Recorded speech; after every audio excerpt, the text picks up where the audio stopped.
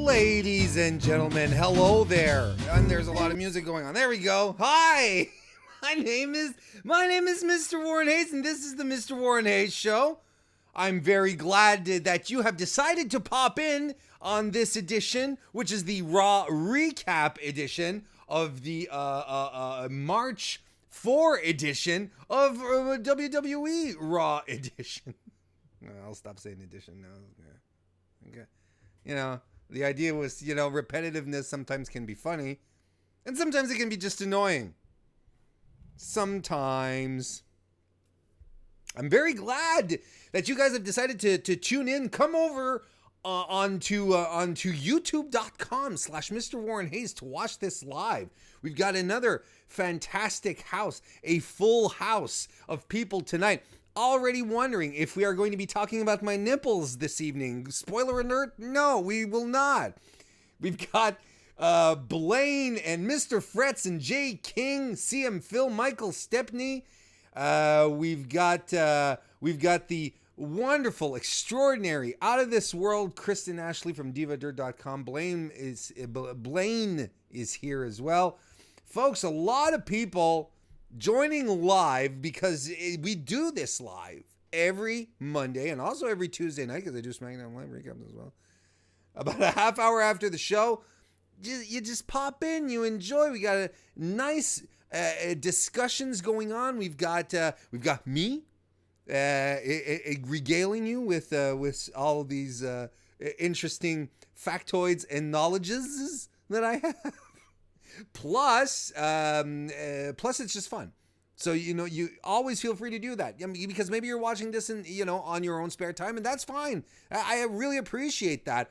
If you are watching this on YouTube, whenever you can, it just boggles my mind that anyone would want to do it, but they do.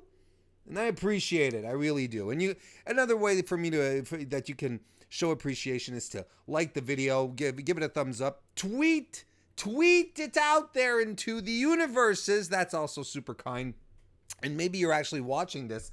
Maybe you're actually watching this on YouTube, not YouTube, but not even watching. Maybe you're listening. I'll get there. Maybe you're listening to this on your favorite podcast application because all the audio of these live recordings is also available on your favorite podcasting platform, such as Apple Podcasts, Google Podcasts, Stitcher, Spotify, Podbean. Woo! It's all there. It is all there. So feel free to subscribe and like there as well. Give us a review, a comment, whatever. Tell your friends, invite people, let them know about what I do. Because I have a good time doing it.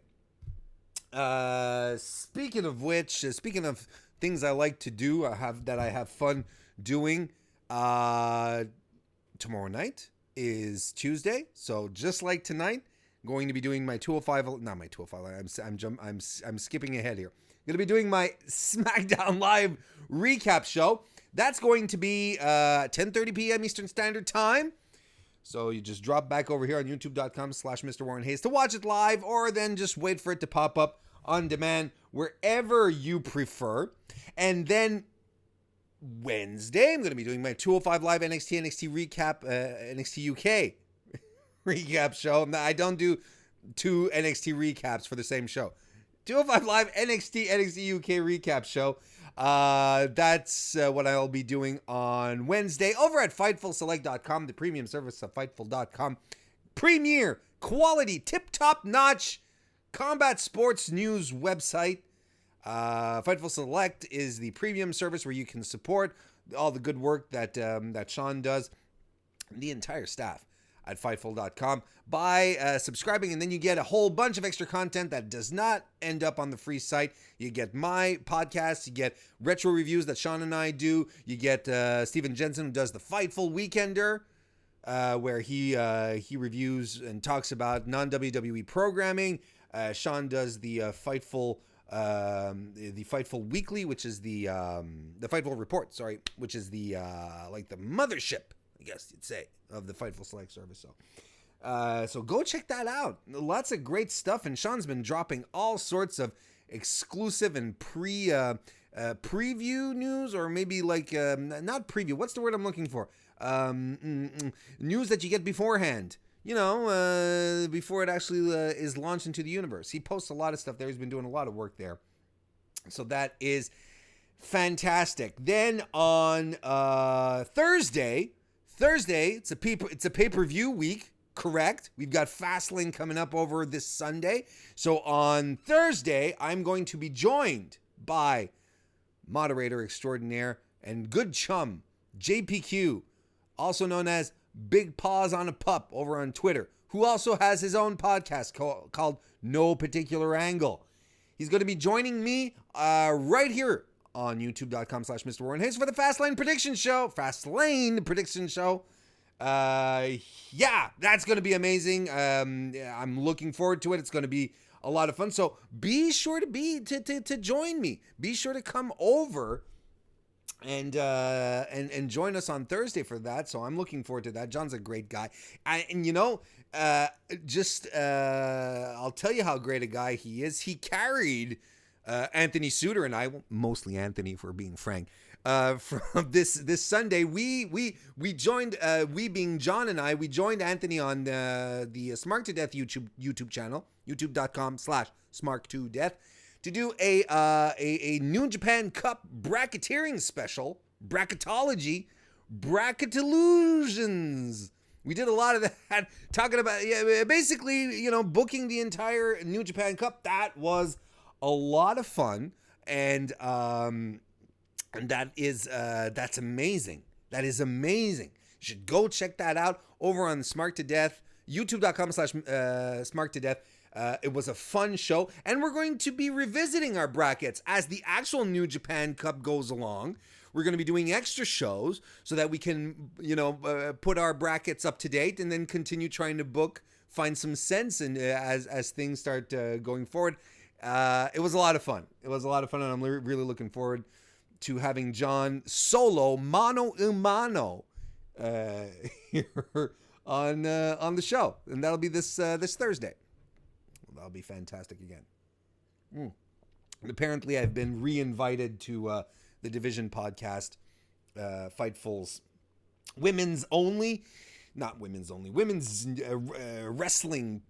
podcast. I've been Kristen Ashley re-invited me for the weekend. This weekend on Saturday, we'll be recording Saturday, so it'll probably be available on Saturday at some point over on Fightful.com. And we're also going to be joined by Harmony, who was also a guest here as well. She did the Evolution prediction show with me here, so that will be a lot of fun.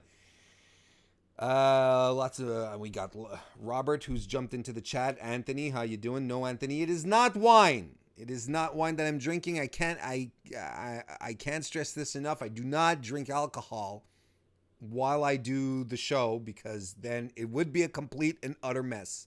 What I am drinking right now is Coca-Cola. This late on a Monday evening, drinking caffeinated drinks. I don't give a fuck. That's how I roll. Before we get into Raw, actually, just a couple of quick notes, a couple of quick things. Tori Wilson is being inducted into the 2019 Hall of Fame class. I'm not going to sit around here and talk about who's deserving and who's not. There are,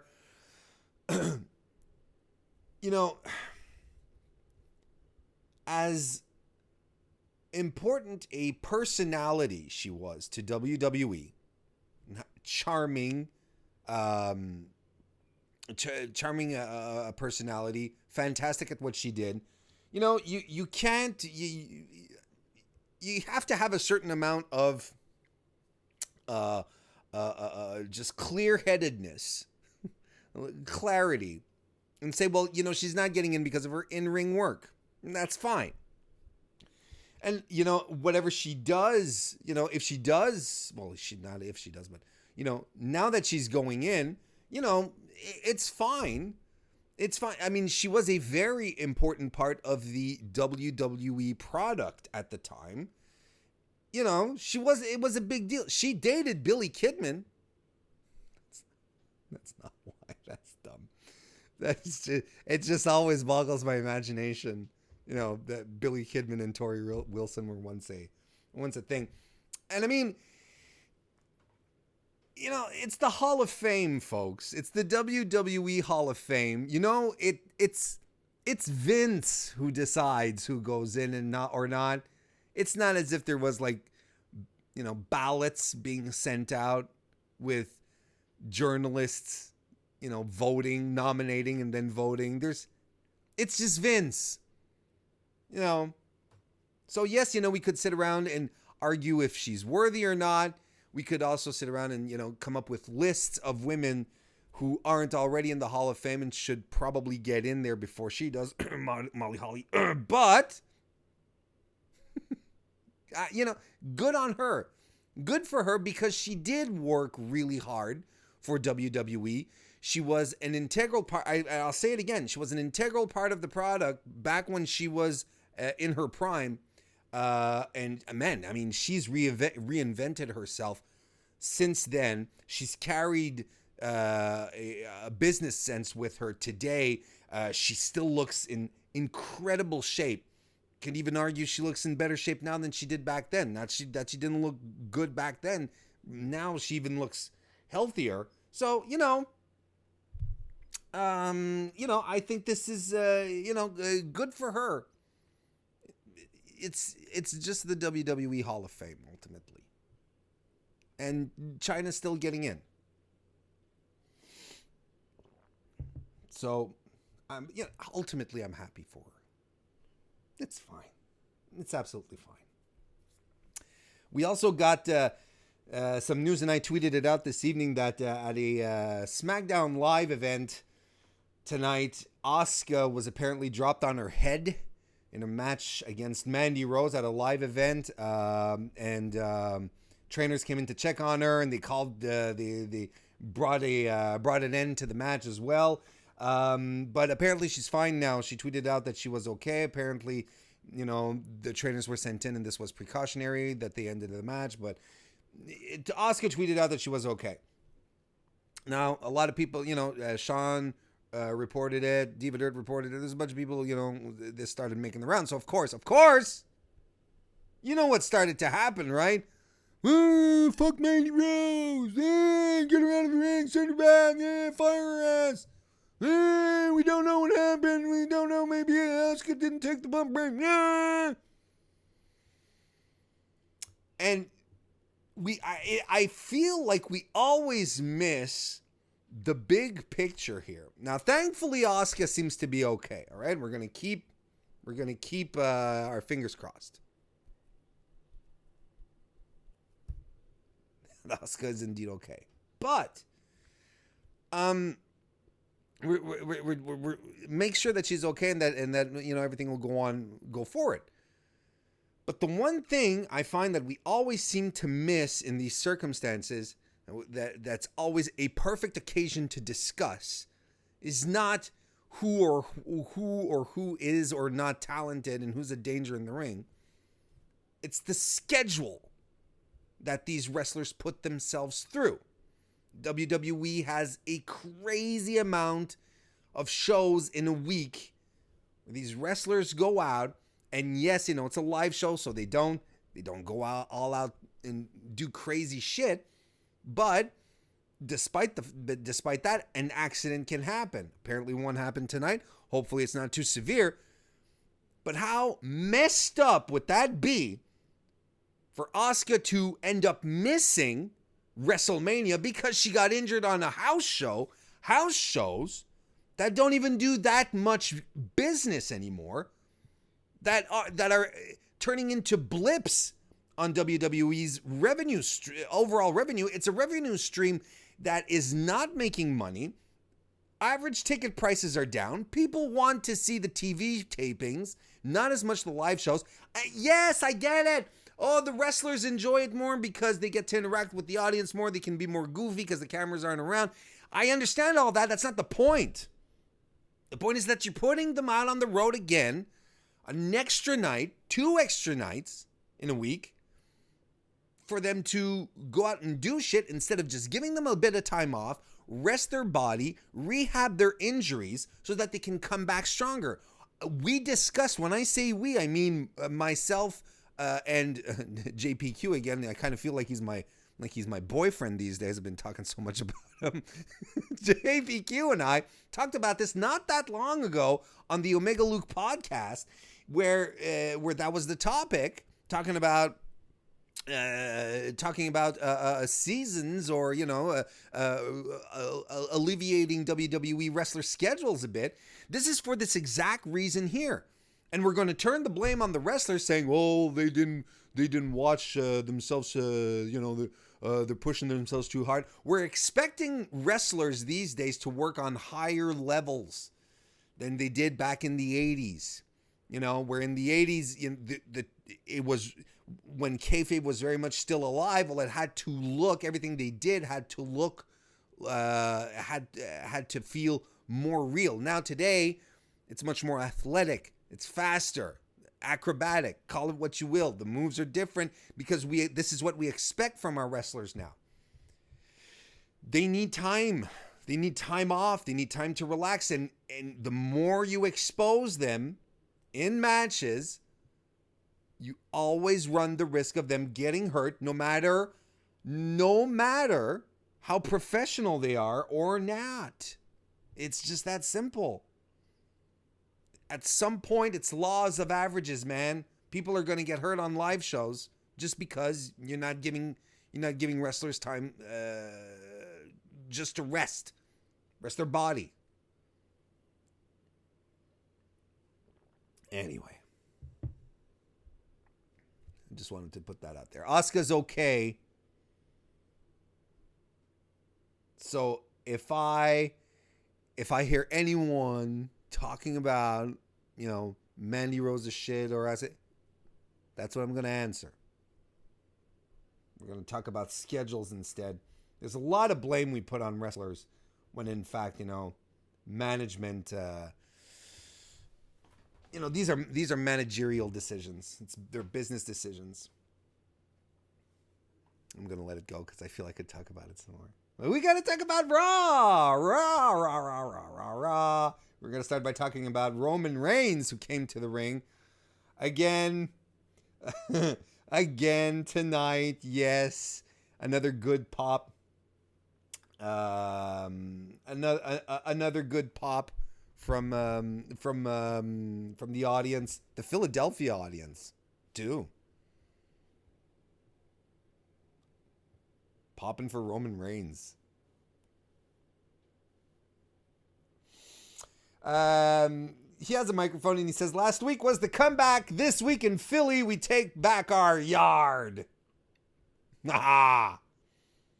What he wants, he says, he starts talking about what he wants, and he says, "There's only one man standing in my way, and that's my brother, Seth Rollins, and I need to address him tonight." So that gets Seth Rollins, who comes out to a very fantastic pop as well. Seth has the microphone and he says, your remission announcement that you made last week, Roman, was one of the greatest moments of my career. He says he's going to be inspired by the fight that Roman put himself through to win the Universal title and bring it back to Raw every single week. And Seth, acknowledges that Roman had to relinquish the title without having actually lost it. And he says, that's something that I've been through before. I get it. I understand. And he says, if there's anyone here that deserves a shot back at Brock, it's you, Roman. Roman answers, while I was gone, there was one guy who looked over this place, and that was you, Seth. Nobody has more confidence in you than me. You have what it takes. So you go get him. You do your thing, Seth. You go get the Universal title. He says, all he has to say is this: good luck, my brother, but I need a favor from you. And Seth is like, well, anything at all, my friend. He says, I want to get the band back together one more time. He's talking about the Shield, not an actual band, just in case you're wondering. What would Roman play as far as an instrument goes? What would Seth play? Like if the Shield were a trio, like a musical trio, Dean would be the drummer, right? Right? But Seth doesn't come across as a bass player. Yeah, I think Roman would play bass. Roman would play bass, and definitely Seth would be on guitar. So basically it's like, we got to do this one last time, and probably in the minds of casual viewers who don't spend every waking hour of the day on Twitter, such as myself, you're probably, why one last time? What's this one last time shit about? They don't know that, at this point that Dean Ambrose has decided not to renew his contract, but they did bring it up later in the show. Anyway, so they say basically, we've just got one more guy that we need in on this, and that's Dean. So they call Dean. They say, "Come on out, Dean." Dean's music hits. Dean comes out. Dean has got a microphone, but before Dean can say anything, Dean gets beamed by Seth in the back of the head, or in the upper back anyway, with a guitar, and Elias just runs away. Yeah. So then Seth and Roman run back up, but it's too late. Elias is hightailed. He's gone to hide in the bowels of the building while waiting for his match. So they sort of stand over Dean, who gets back up, and he shrugs Seth and Roman off, and he's like, nah. He walks off. I mean, here's the thing. Isn't this exactly why Dean turned heel in the first place? Like, wasn't it something like about, like, he said his Shield brothers made him weak, right? That was the main thing, where he was kind of tired of being third fiddle, Roman and Seth always, it was always about the titles, and then there was Dean, kind of thing. When was Dean's thing? And here it's like, let's get the band back together. Dean, come on, It's like, Dean can be like, look, you stop pressuring me into this. Like, even later on, when they do run into Dean after his match with Elias in the ring, it's like, come on, man, come on. It's like, it's kind of borderlining harassment. And it seems to me, this is exactly why Dean turned in the first place. It's like, look, you guys always do your thing, and then you expect me to follow along. It kind of felt a little weird to me. I understand why they're doing it. They do want to, they went to the well quite a bit with the Shield reunion thing over the past 10 months or so. But, they've been really unlucky with it, with the injuries and stuff. It hasn't been a good time to try and get the Shield back. You can understand why they'd want to milk this puppy, especially if Dean is indeed leaving. You understand why they'd want to do it one last time. I think so.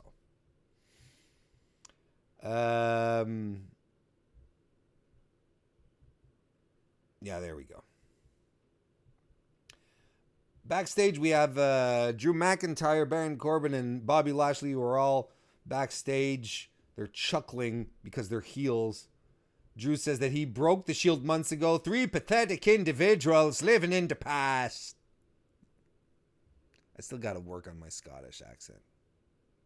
Baron Corbin puts over their match, and they will show where today's power lies in WWE. I gotta say, I just want to point out before we do move on.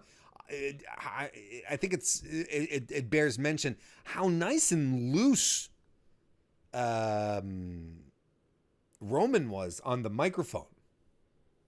Didn't you find he was very, very casual, and everything felt comfortable. He was smiling, he was confident, very, very loose. And feeling loose is good.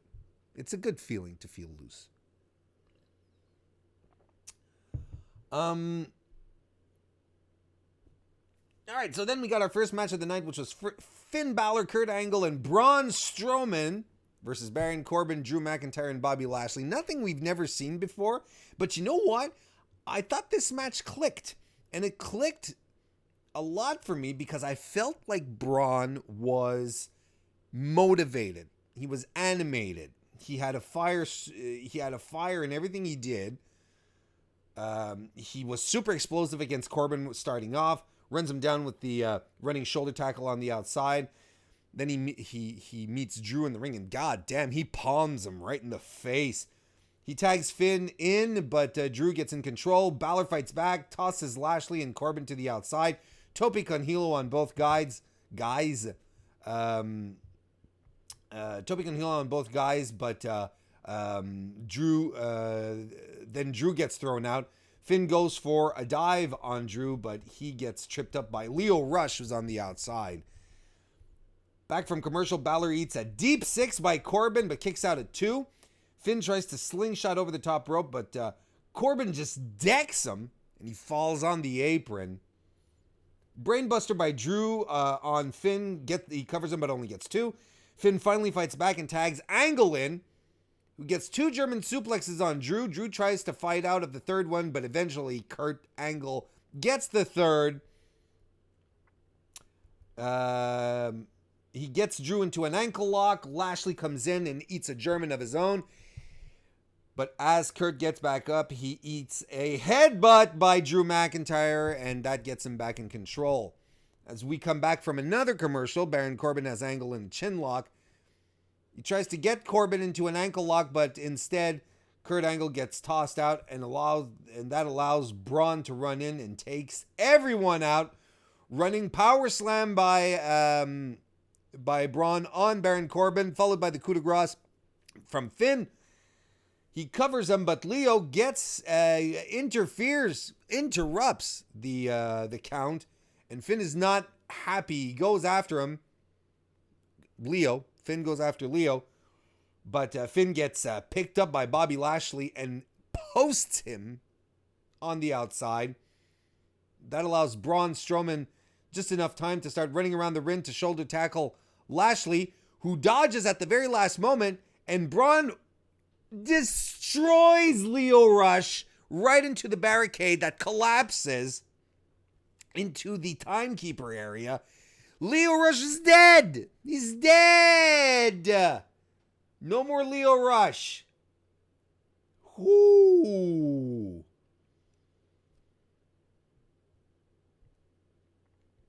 And the match comes to the end when Bobby Lashley does that stupid flip spear on Finn to get the win. You want to bet, because Lashley uses a spear, as a finisher. You want to bet he has to do the flip thing, the spinning or whatever you want to call it on the spear, because the spear is Roman's move and now Roman's back. So we got to leave him. You want to bet that's something stupid like that you can't have two dudes having the same finisher? After the match, the heels continue the beatdown on Finn and Angle as well. Braun Strowman is dead in the timekeeper's area. Like I said, I thought this match clicked because everyone was hitting their marks. Everyone seemed motivated, especially Braun. And a motivated Braun is really, really good.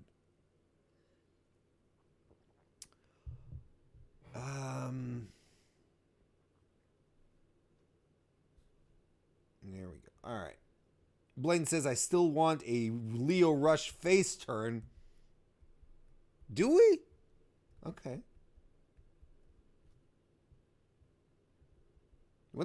People are talking about a Vince McMahon impression. Did I do a Vince McMahon impression?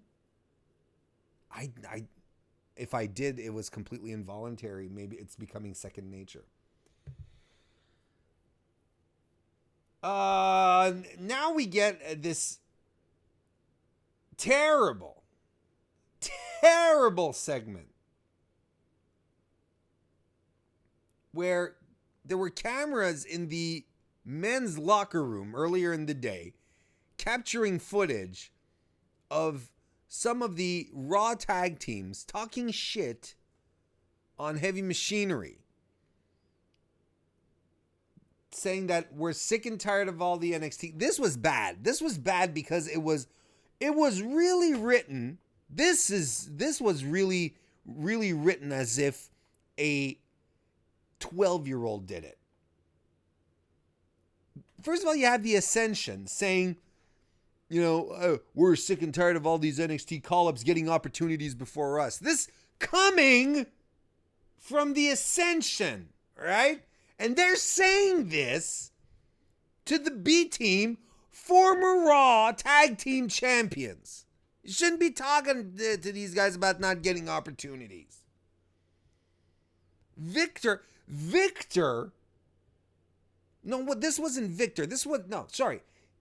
Zack Ryder had to compare Otis Dosovich to Chris Farley in a SNL sketch gone bad. Chris Farley's has been dead for 22 years, and we're doing Chris Farley references in 2019, folks. And then there's this something to the effect where, Otis is dumb. Yeah, but if you see Otis in the ring, in the gym, he's really strong. And Victor goes, literally, he goes, that's because he's a dumbbell. He literally goes, like, Jesus Christ.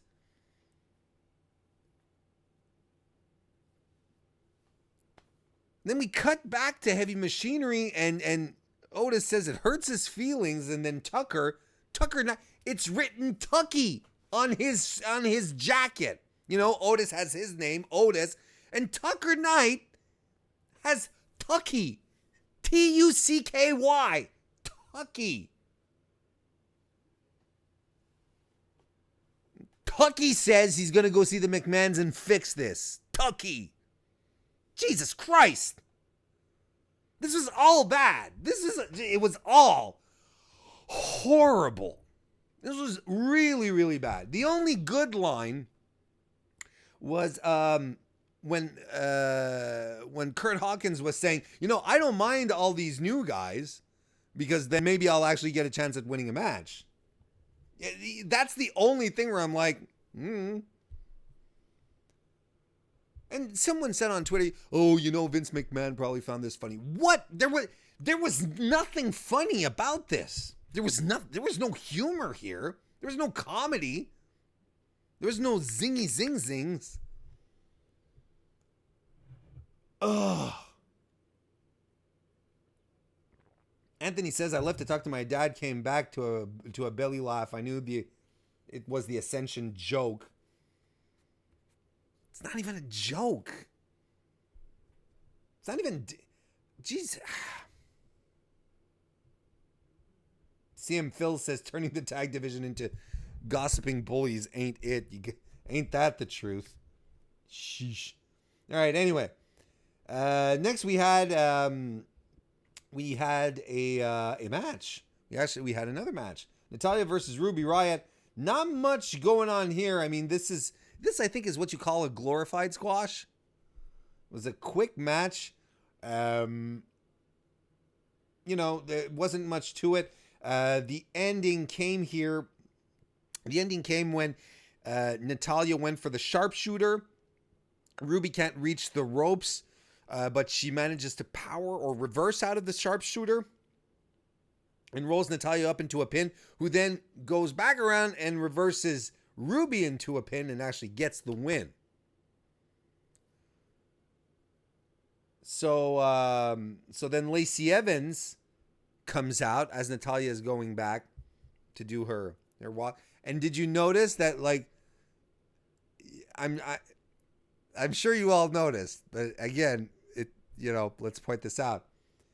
Lacey Evans gets introduced as the sassy Southern Belle, Lacey Evans.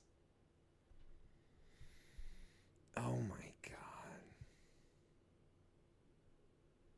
I was really sure that Natalya was going to deck her across the forehead.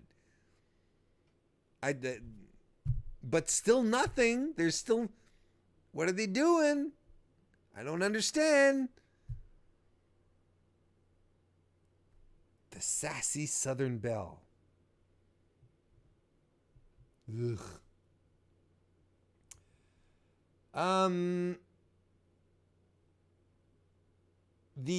Next we have the recap the Ric Flair attack with Batista, and then we cut to the hosts of Saturday Night Live Weekend Update. Now, folks, I haven't watched Saturday Night Live in a long time. Dennis Miller was still hosting Weekend Update, or was it Kevin Nealon? Was Kevin Nealon after Dennis Miller when he left? Can someone check that up? So I don't know who these people are, and that's fine. I'm open to discovering new individuals, but there was a lot to like. I guess if you know who these people are, you're probably excited or not. But they're backstage talking to Stephanie McMahon, and it turns out they're going to be WrestleMania correspondents. And they're setting up that with these two guys. The one guy, Colin Jost, they're setting him up as not quite understanding the intricacies of WWE. Like, he's more like the heel. Like, he pulled out the Mets cap in Philadelphia, and everyone went boo, kind of thing. Yeah. And thank you, JPQ. I think Nealon was after Miller. So that was around when I stopped. That's when I stopped watching SNL, when Kevin Nealon was doing Weekend Update. That's pretty much it. So they had this first segment, and they're going to pop up later on as well. Batista lets us all know on his Insta, or lets Triple H know on his Instagram that he's we're going to be playing this game by his rules until the game is over. Haha, see what I did there? And then he shits on Philadelphia because apparently he's the heel in this situation. Boo, Batista. Why are they bringing Batista back as a heel?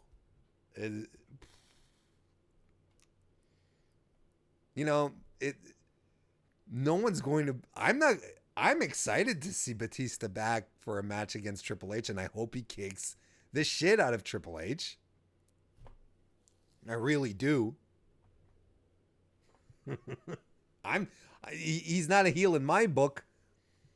Again, maybe had they done this, in a way where, understanding what their audience wants, play off the fact that Batista had been trying so long to get back to WWE for one more match, after being ignored for so long, and Triple H being, being the authority figure, like, fuck you, Dave, and Batista just like, no, I wanted your attention. I wanted your attention. I got your attention.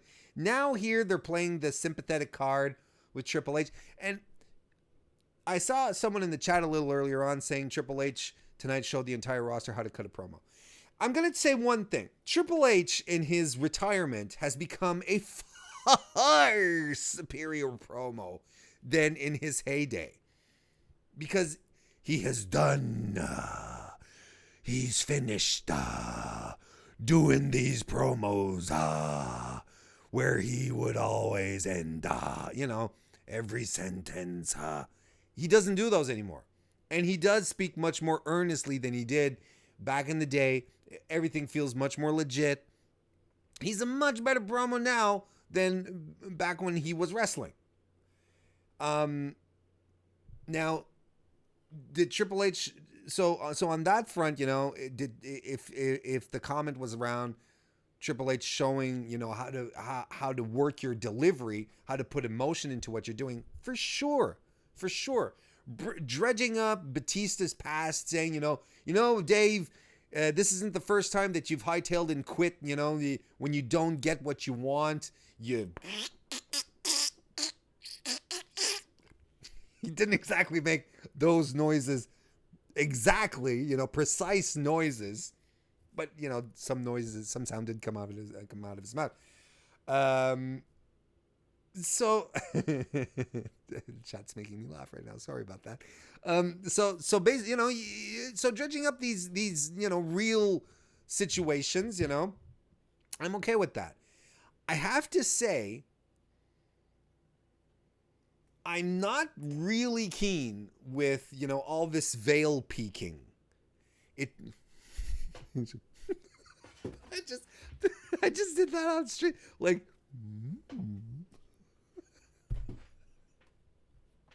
apologies to everyone listening to this on audio. I just did something that amused me. The promo, what bugs me here, and it happened a little too much tonight. It just got on my nerves. There too much peeking behind the veil. It starts to feel like latter day WCW. Where is it a work? Is it a shoot? Is it a work? Is it a shoot? Is it a work shoot? Is it a shoot work? And, talking about Richard Fleer and then dredging up Reed Flair again, and Jesus Christ, and then Triple H saying, this isn't characters. You're going to look at the eye into the eye of the man, and like,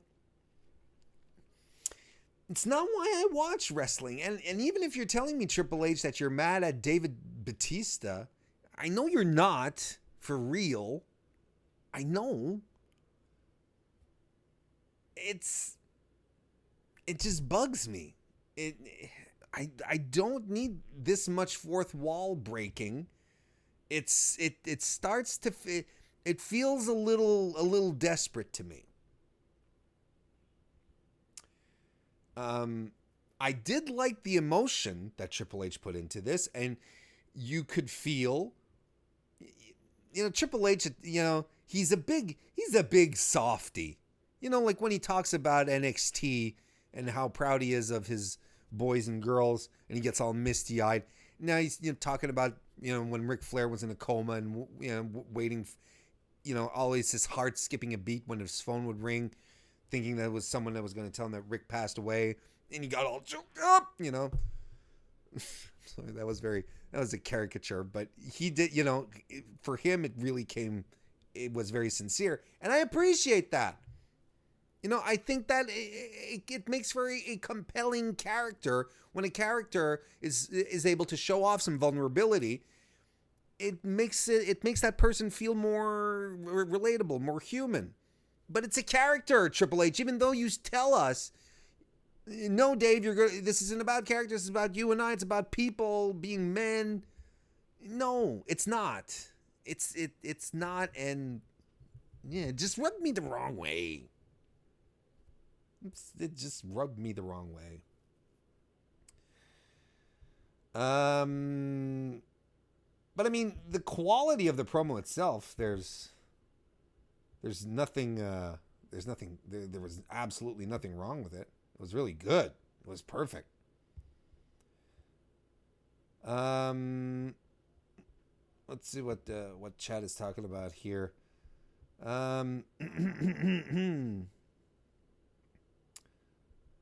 Batista has a tattoo of a sun around his belly button, says JPQ. Thank you for that.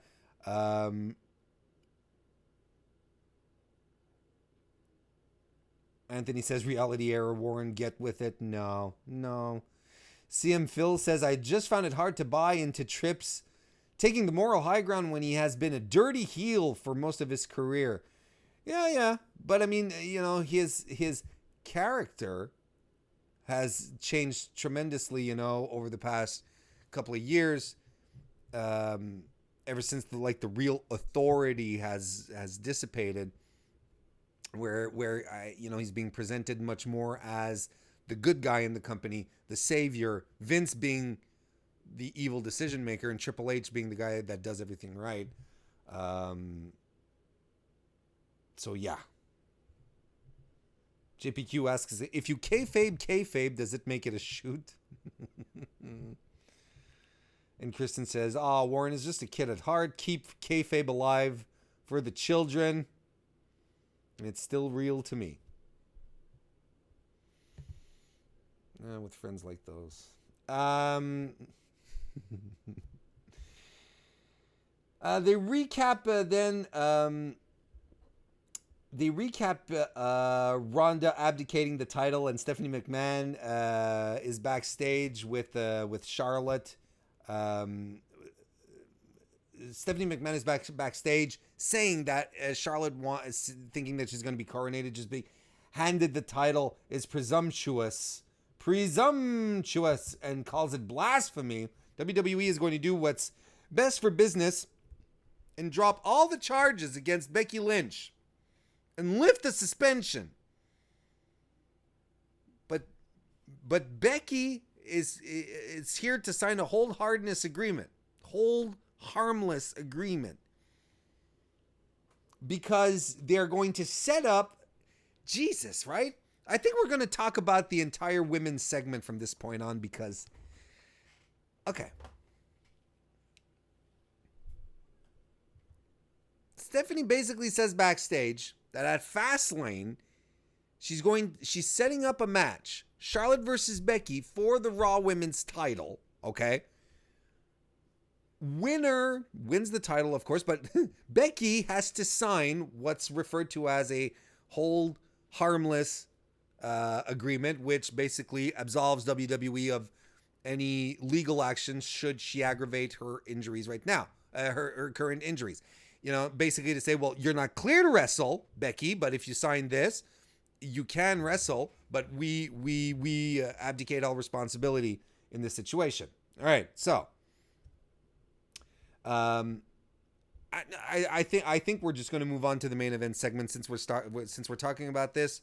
I feel like everything should coalesce into a good one package here.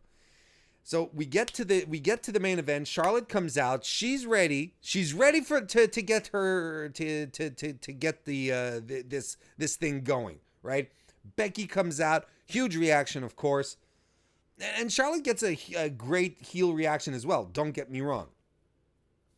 Becky's ready to go. She wants to beat the shit out of Charlotte, but Stephanie intervenes and says, "Look, nope.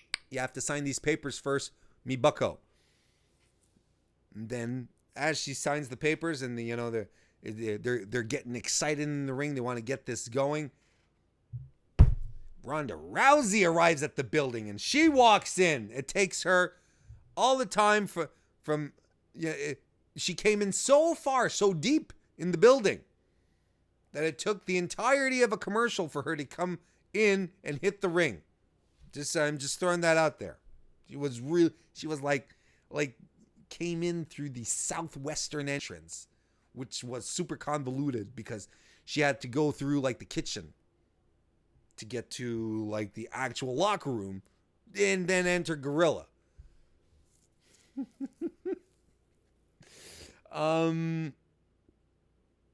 So Ronda gets in here.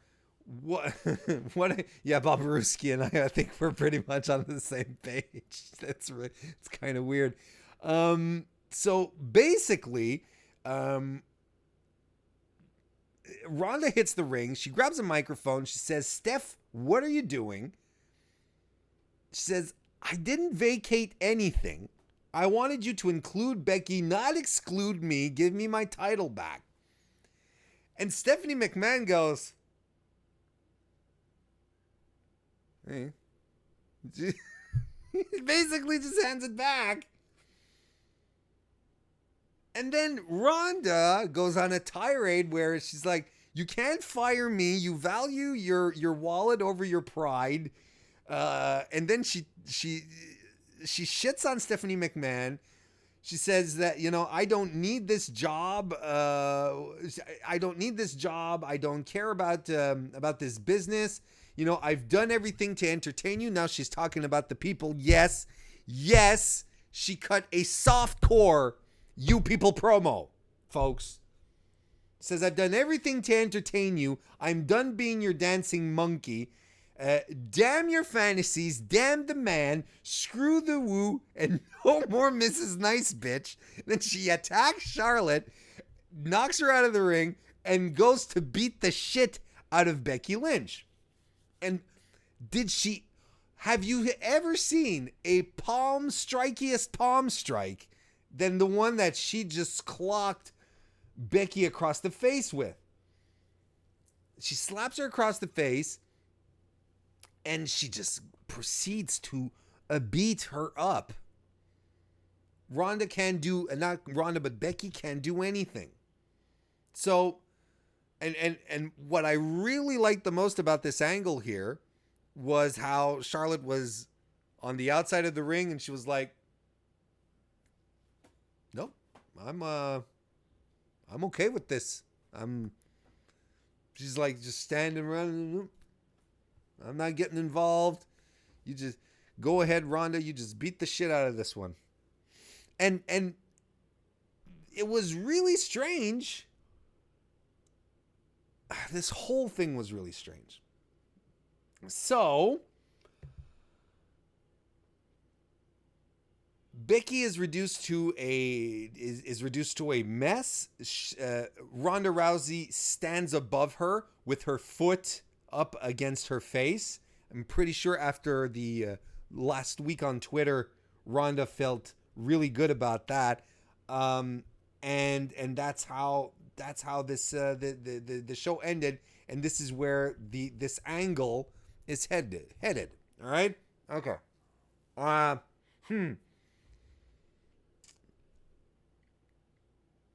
Now, at first, I'm going to say, first and foremost, okay, I think this is important to preface this. We got to put an umbrella over this.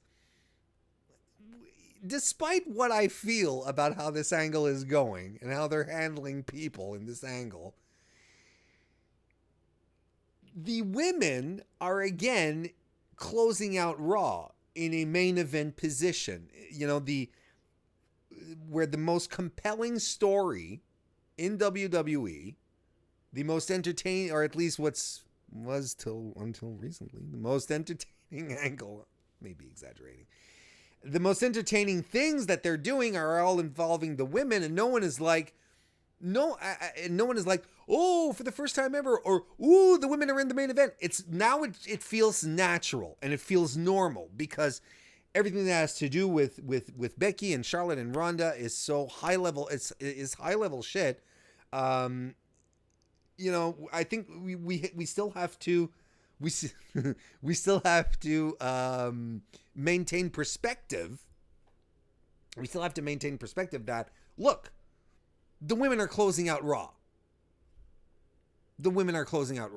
And it's not a big deal. It just feels like it's the normal thing. So that to me is still something that it's a positive. This is a huge net positive nonetheless. Now, I had called Ronda Rousey dropping the title or abdicating the title as a way for them to take the strap off of her without her losing it and protecting her for some reason. And I was ready to go on a massive rant about that. And talking about, how stupid it is to protect someone who's just about ready to leave the company, to protect someone who's shown copious amounts of disrespect to the business because she's not getting what she wants, who spent the better part of the last year mowing through the entire women's roster. You're maintaining one star while not elevating anyone else. But I'm not going to do that because they gave the title back to her. So she's in a position to lose the title again, which works by me.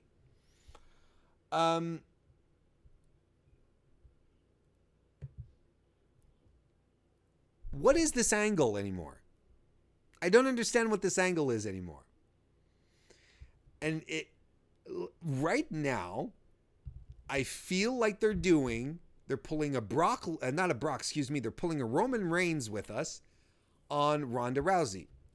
A lot of people feel that Charlotte was shoehorned into this. Now I feel like they're trying to elevate. They've been trying to keep Ronda up onto a position of prominence because Becky has been such an organic babyface in all of this. It sort of screwed up their plans. I really do think that they added Charlotte into this mix because they needed a real, true to form heel. Because in their minds, Ronda was a babyface and Becky is a babyface.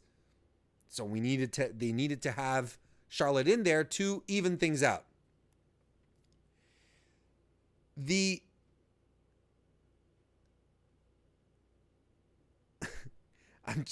There's so much stuff I want to say at once. I'm trying to parse.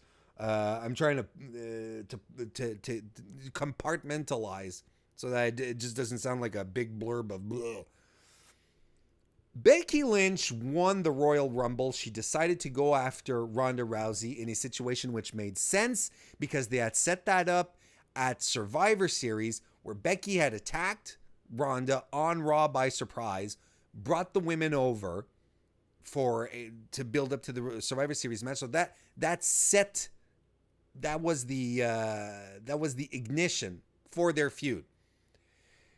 We all expected Becky to win the Royal Rumble and have her spot at WrestleMania so that we would get the match, so that we would get Ronda and Becky.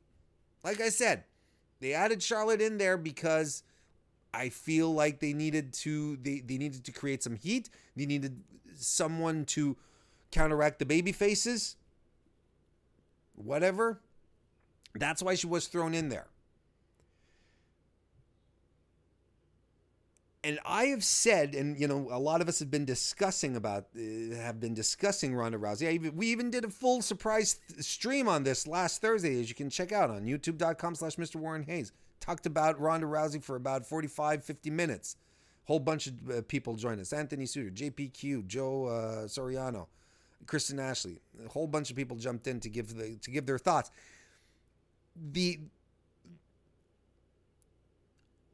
I never expected them to turn Ronda heel. When they have a vision for someone like John Cena, like Roman Reigns, they're baby faces. And by God, you're going to hang on to them as baby faces. You're going to like them as baby faces. God damn it. So that's what I was expecting. It's like, to me, it wasn't even something conceivable in my mind that they would just go ahead and turn Ronda heel 4 weeks before WrestleMania, nonetheless, But man, they did it. They actually did it. Something they should have done as she came in. Because what she did to Becky is much more believable, much more Ronda Rousey-esque than anything they had her do. With her fight for your dreams kind of, when you have a dream, you have to dream big, all that bullshit, babyface bullshit. We didn't buy it. Because she's not all that charismatic. She works too much with the script. With what did WWE say? It was the reports that her language was anticlimactic. So anyway, I'm getting a bit ahead of myself. So the story post Royal Rumble was Becky was injured. She hurt her knee. Because she hurt her knee, she was pulled from the WrestleMania main event because she didn't want to get checked out by a doctor. So she was suspended.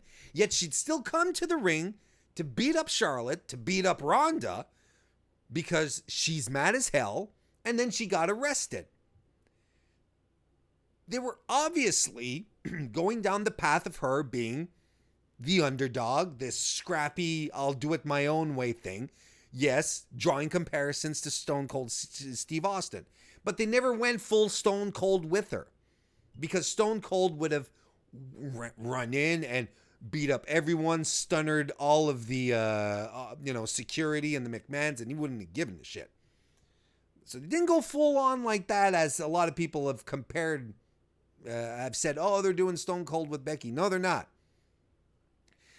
So the idea here was Becky's an underdog. She has to claw and scrape her way to get her rightful spot at WrestleMania. That's what they wanted to do. Wasn't good enough that she just won the Royal Rumble. No, we'll take that away from you because you've been injured. And the way that the McMahons did it, Triple H and Stephanie, they weren't being heels. It was like, no, we're concerned for you. Like,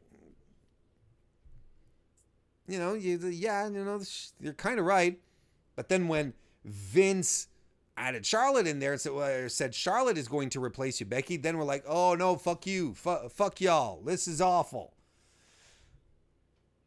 So this is what we were building to. In one evening, just tonight, they wiped it clean. Becky has no more obstacles. She doesn't have to fight for her spot at WrestleMania. She doesn't have to. She doesn't have to even be checked out medically, because it's like, yeah, just sign this paper and you just go fight. So what was the point of the past 3 to 4 weeks, or at least since the Royal Rumble? Because that was the basis of the story. This is what we were thinking. This is where we were going. Becky overcoming all the odds. But the story has been less and less about Becky and more about Ronda. Ronda trying to, it was very strange last week. It was like, look, here's the belt. I don't put Becky in here. I can't take it anymore. You're not quite sure on what footing she's dancing. But if they had turned her heel last week and be like, no, we're going to do things my way, instead of waiting this extra week, it would have worked so much better. But I'm convinced that what happened earlier this week with the tweets and so on and so forth, they were like, well, we have to do something. Ronda's not happy. Let's just flip everything around and try to make her look heel. Because, did I say Becky? I mean Ronda. No, but Becky has been very, very low key as far as her in-ring interactions have been. They haven't been as smarmy or aggressive, or it's been very muted. She's been lost in a lot of dialogue that's been going on around her. Not necessarily a bad thing, but it's as if she wasn't even really there tonight, aside from taking the beating. Now, there's no real reason at this point to have Charlotte in the triple threat. There's no real reason for it anymore, because Vince McMahon put her in there to be the challenger. Now Becky's been cleared. The suspension's been lifted. The charges are dropped. We don't even care if you're clear to go forward or not. Just go. And now Ronda is back being the champion. She comes back and says, give me back my belt. She gets her belt back. And now it's a triple, or at least we're heading towards a triple threat. You know damn well that Becky's going to win at Fastlane. It's prescribed at this point. And if you remember my fantasy booking as well, I had proposed, offered that at the match at Fastlane, Becky versus Charlotte, still under the guise of Becky being suspended, where she comes in and she keeps messing everyone up, and WWE says, look, fine, okay, listen, we're sick of you running in from the audience and beating everyone up with crutches. This is what we're going to do. This is what we're going to do. You're going to have a match at Fastlane against Charlotte Flair. If you win, your suspension is lifted and you go into the main event at WrestleMania. If Charlotte wins, your suspension maintains and we keep the main event in and about itself. Because right now there's no stakes for Charlotte at their match at Fastlane. Whether she wins or loses, she doesn't give a shit. She's still in the main event. The only stake that matters for her is whether Becky is in there or not. But it's not even that compelling a stake. You know what I mean? It's like, let's add in another person or not. It would have been much more dramatic to have Charlotte be put in a position where, look, I might lose my spot.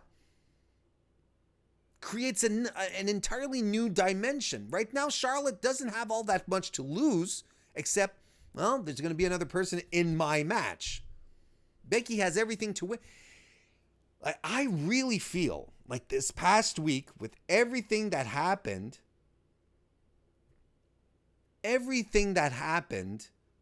on Twitter and so on and so forth, I am convinced that this is an on-the-fly, let's mix it up, let's change things around, because it just makes so little sense. This whole situation doesn't make sense. It's kind of, and it does kind of bother me, to be honest, because I really feel like this could actually hurt Becky much more than we think, because it just takes away so much shine from her character, from everything that we're developing with her.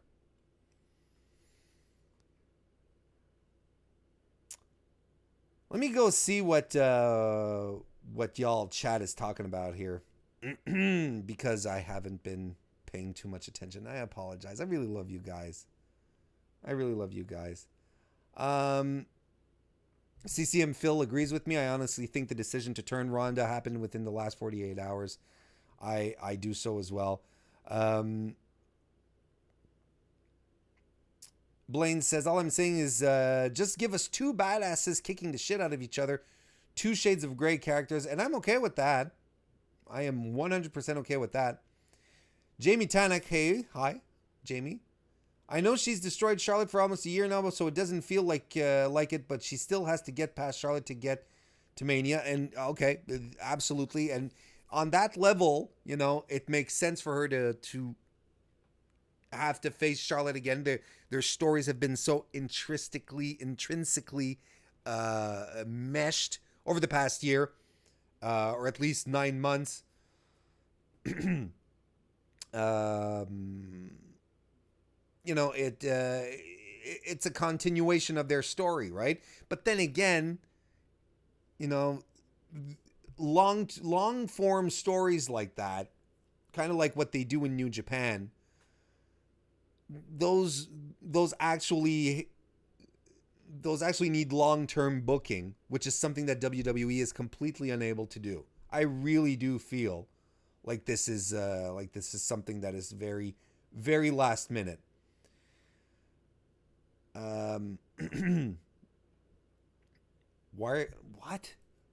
are you talking about, chat? Okay, plug your stuff, and if you don't have stuff, plug your favorite band. And John sends this La Isla Bonita by Madonna.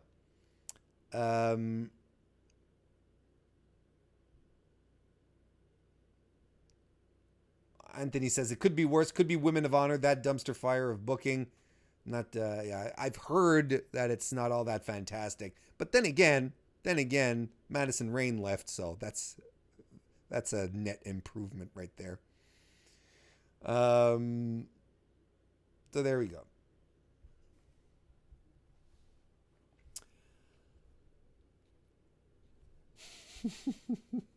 That was my Ronda Rousey women's situation rant.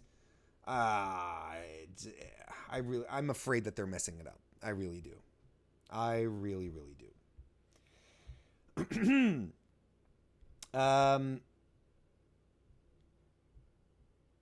So next, we're going to backtrack a little bit here. We're going to talk about Heavy Machinery versus the gauntlet of Raw tag teams who were talking shit about them backstage. Otis, Otis, I'm sorry, chat. Some people in chat are having an issue with the fact that I said that Madison Rayne leaving Ring of Honor is good for Ring of Honor. It's just an opinion. It's just an opinion. The match starts with Otis Dosevich and Curtis Axel, who starts flossing, not like, using thread between his teeth, but actually doing the floss dance. And I already know from this point on that this is not going to be a match that I'm going to enjoy. The compactor puts Bo Dallas away. The Ascension are in they're in control early on, but the Heavy Machinery guys get back in control. They do the Bushwalker walk and crush. They do the Bushwalker walk and then crush Connor's head between their bodies. The Ascension do try some double team efforts, but they're having trouble. Connor is staying in control of Tucker until he hits the post, and Otis gets the hot tag. Fallaway slam by Otis on Victor. Second rope splash on Victor by Otis. Gets the pin. Hawkins and Ryder come in last. Hawkins and Ryder do a nice double team side Russian leg sweep STO. But Otis pop-up slams Hawkins and does the Caterpillar elbow, and that's that. They ran the gauntlet, but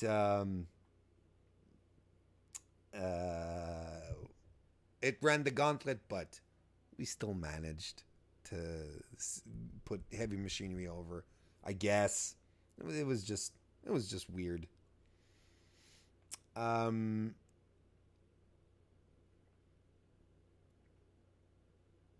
we go. No, I'm not showing you anyone how to do the floss. Bob Baruski in chat. That's not doing it. Kristen says, it's only an opinion that I hear daily talking about my opinion on Madison Rayne. He's insanely laser focused when it comes to so yeah, that's definitely me. First of all, I really hate a lot, correct? That's you guys know coming here, I hate so many things. I'm so laser focused on them. Madison, look, I mean, this is a WWE show. Why am I talking about Madison Rayne? If we want to talk about Madison Rayne in a WWE context, let's talk about what she did against Mercedes Martinez at the Mae Young Classic 2018. Mercedes Martinez is one of the best women's wrestlers in the world. She's fantastic. She's a ring general. She can get a good match out of anyone except Madison Rayne because she's a sack of potatoes. Okay, next. That's all I'm going to say about that for now. Charlotte says, Charlotte is back. Oh, well, we talked about Charlotte and all that. We're going to skip over these notes. We had segments with Roman and Seth backstage trying to convince Dean to get the Shield back together, but Dean is preoccupied. He's got other things to do. Next we get an Elias segment. He's in the ring. He does probably one of his better crap over the hometown.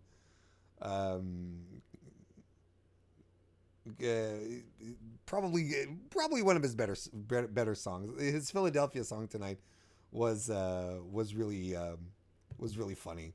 I liked it. It brings out Dean Ambrose, who's favoring his back because of the previous guitar shot. Dean goes right after Elias. He gets who gets tossed over the top rope. Dean goes after him on the outside, cracks Elias's back against the barricade, tosses Elias back into the ring, only to toss him back outside.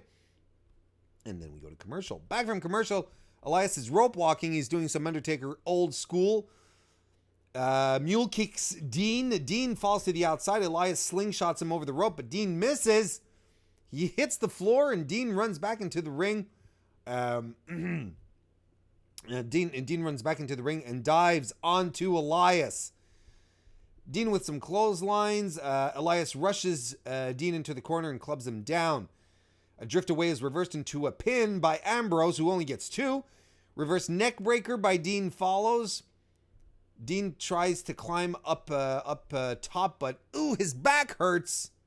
But he slaps his head. He just wills his body back into shape, and goes up top. Nonetheless, he goes up top, jumps off, but eats a jumping knee by Elias as he's flying off the ropes. And Elias hits the drift away for the win. And the Ambrose Fellware tour continues. And this is where the Shield then came out, and Seth is like, he's going up to Dean. He's like, hey, what? We got to do this together. What are you doing? Where are you going? I'm like, man, you guys this is harassment. This is not cool. Dean starts to leave through the audience, and then Corbin, McIntyre, and Lashley come out. Corbin says, this is pathetic. McIntyre says, the fabled hounds of justice now going for table scraps, we were going to offer you a match for Fastlane, but instead we are going to end this tonight. And they start beating down on Roman and Seth, and Dean has a change of heart. He can't bear to see his brothers get destroyed, so he runs to help them out. The baby faces stand tall, and the Shield do the fist bump. The Shield are back. The Shield are back.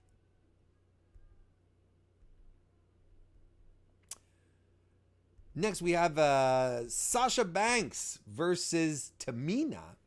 Apparently, the first title defense for Sasha and Bayley is going to happen at Fastlane this weekend with very little fanfare, which sucks. Not much of a match here. Let's be completely honest.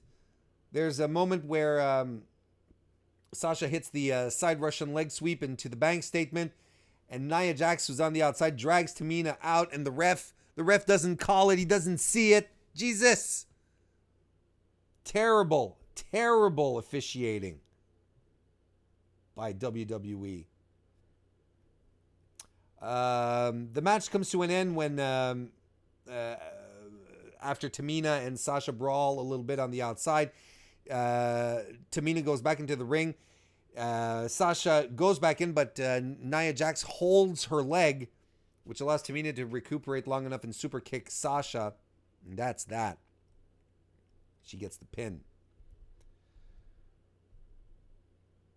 We see the SNL guys who are backstage, and they run into Braun Strowman. Or at least Josh, what's his name? He runs into Braun, and he says, hey, you're a big fella or something like that. And he says, is any of this real? And Braun takes offense to that, like any good pro wrestler should.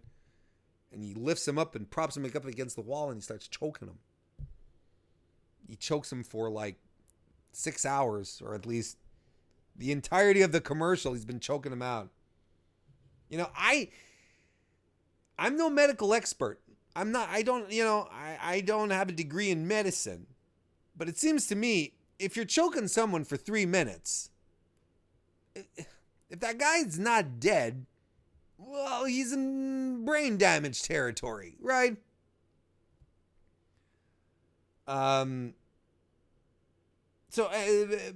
and this is another thing too, that, talking about, fourth wall breaking, just the whole, is this thing real stuff? It's like,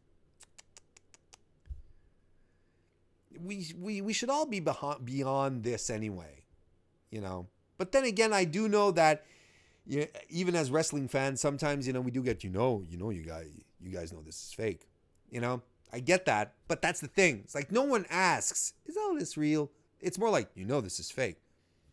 Of course, they didn't use the F word, especially after what happened with,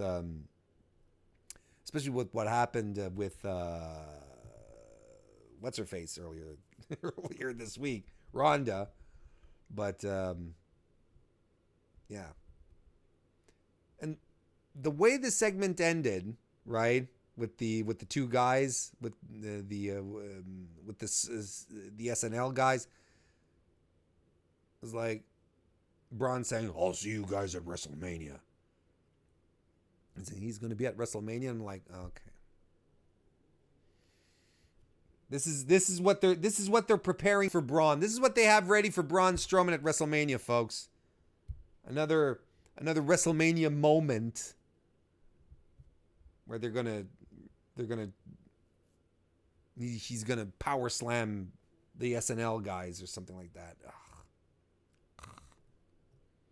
I mean, if they do that, they being WWE, it will have just confirmed that they have completely lost it as far as Braun Strowman's contributions to the company and how they just missed that boat entirely. And the last thing we're going to talk about this evening is our last match of the night. Ricochet and Aleister Black versus the Revival, who have a chance at the titles. The Philly crowd chanting NXT really, really loud. Seeing all of our NXT boys in the ring there. Aleister comes out kicking, but the Revival do a double team kick counter into a backdrop on Black. Big European uppercuts by Dawson follow. Some crisp offense as well. Dawson whips him into the ropes. Aleister comes back with a lion salt, and we go to commercial just as Chad Gable and Robert Roode are coming down to the ring. As we come back from commercial, Aleister is fighting back with Dawson, hitting a big jumping knee on him. Wilder comes in, tries to double team, but Black leg sweeps them both, which allows him to get the hot tag to Ricochet, who has a lot of really quick offense, lots of pin attempts. A head scissors takes Dawson out. Flying uppercut to Wilder sends him out of the ring as well. And Gable and Roode attack the Revival to force the disqualification. They are mad. Mad. And now the NXT guys are bad. Mad. So Roode and Gable get into the ring and they have a stare down. They shout at each other. They start fighting each other. The NXT guys fight off the former champs who head to the outside. And the NXT dudes tease doing dives, but instead they do their springboard off the ropes moves. You know, where Aleister springboards off into a lion salt, but then lands in his seated position. And Ricochet does the same, but in his superhero hitting the ground kind of. Exactly like this, but cooler. So there we go. Then we had the final segment. We already talked about that. So there you have it, folks. That is my Raw recap that went on quite some time. I went overtime tonight for you, folks, because I love you all. I really do. You're here to listen to me rant and rave, and I really do appreciate it. But thank you very much for joining me, whether here live, everyone live on that's right. I should start calling. Kristen pointed this out. I should start calling Chad Gable Chadwick, since I call Bobby Roode Robert Roode. Chadwick and Robert. But thank you all so very much for joining me live this evening. If you're joining and if you're watching later on YouTube or on your podcast application, thank you so much. All of this support is very, very important. It means the world to me, and I can't thank you enough. So there we go. We'll go with that, and we'll see you tomorrow, Tuesday. Have a great evening, everybody.